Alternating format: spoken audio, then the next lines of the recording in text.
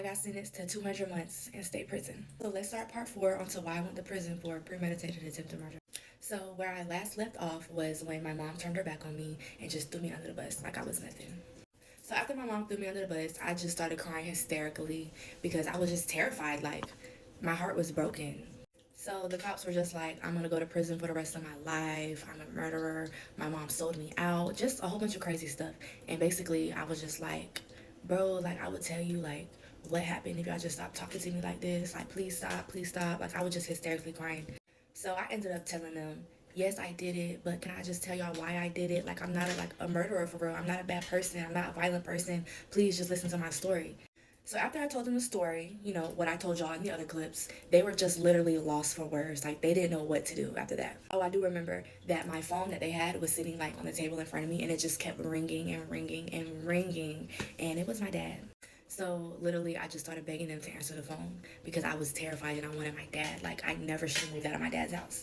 And I thought he was gonna be mad at me, but when they answered the phone, he was just like, he was scared because, you know, I'm his daughter, his only daughter. And he was like, Hannah, whatever you do, just wait till you get a lawyer. Don't tell him nothing. Like, he didn't even know what was going on. He just knew what my Nana called and told him. So I'm still crying.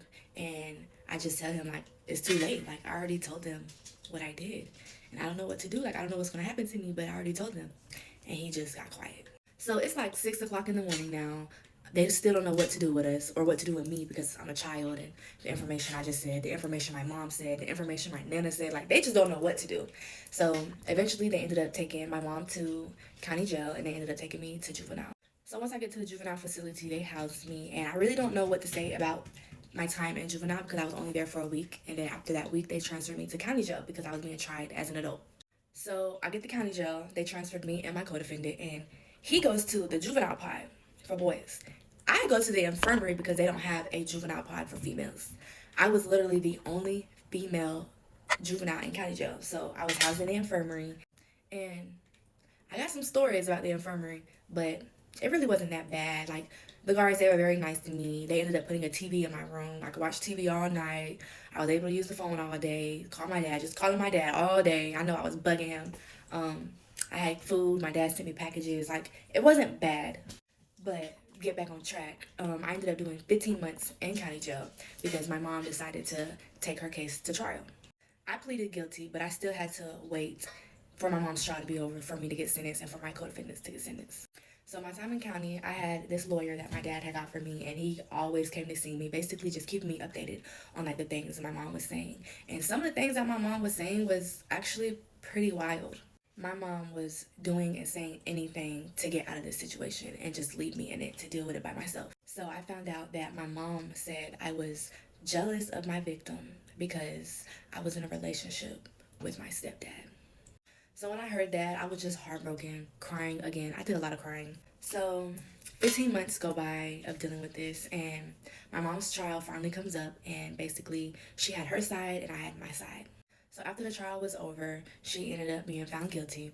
And then, you know, shortly after, we had our sentencing date. And so the day of sentencing, I got sentenced first. And the judge sentenced me to 200 months. So that's 16 years. Now, when he said 200 months, I didn't know how long 200 months was. So I started counting on my fingers. And I ran out of fingers. And I was like, that's 10 years. Like, how long is 200 months? Like, why ain't nobody telling me how many years 200 months is? Like, I was starting to freak out a little bit. And my dad, he, basically just stormed out of the courtroom crying. My family, they was all crying. I was crying. They had to get me to the back, and that's when my lawyer told me, like, Hannah, 200 months is 16 years. And when I heard the years that I got, I just fell down to the ground crying. Like, at this time, I was 17 now, and I just felt like my life was over. I felt like I was never going to have a life. And honestly, I just wanted to die. Like, I did not want to be here anymore. I felt like my life was over. So they take me back to county jail, and when I got back there, like, a lot of the guards was waiting for me, and some of them was even crying. So they take me to the office where my therapist was at. Her name was Miss Fry. I will never forget her. She was such a sweet lady.